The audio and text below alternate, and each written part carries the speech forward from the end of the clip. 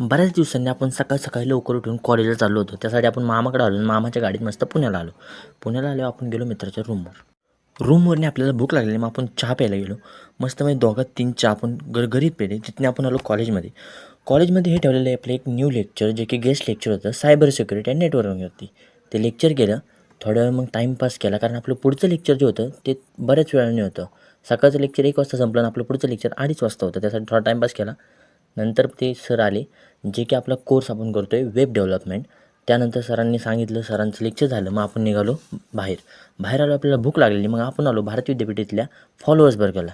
मित्रांनो, हा burger cafe हा पुणे फूडी रोहित याचा तो सुरेंद्र जी, आपको ऐसे यहाँ पे कैसे लग रहा है? मला खूप छान असं वाटतंय की आज माझा मित्र जो कधी म्हणजे तो चिंताची म्हणलं तरी ते चिंताचा काय असतं ते पण पुसून खातो आणि त्या मित्राने आज आम्हाला बर्गर खायला आले. तर माझे मित्रांनो, आज सोमवार होता, त्यामुळे आपण पनीर बर्गर मागवले होते, जो की मिनी बर्गर इथं आपला 100 रुपीजला मिळाला. तो की मस्त होता. आणि ॲम्बियन्सबद्दल बोलायचं गेलं तर इथला ॲम्बियन्स एकदम भारी होता. क्लिनिंग वगैरे सगळं भारी, सर्व्हिस वगैरे एकदम मस्त दिली त्यांनी आपल्याला. मग आपण निघालो घरी. त्यासाठी आपण बसमध्ये आलो. बसमध्ये आपण कंटिन्यू 1 तास उभं राहून आलो, त्यामुळे खूप पाय वगैरे दुखत होते. त्यानंतर आपल्याला एक गाडी मिळाली, ज्यामध्ये बसून आपण मस्तमध्ये घरला निघून आलो. घरी येता येता पूर्ण संध्याकाळ झाली ती 7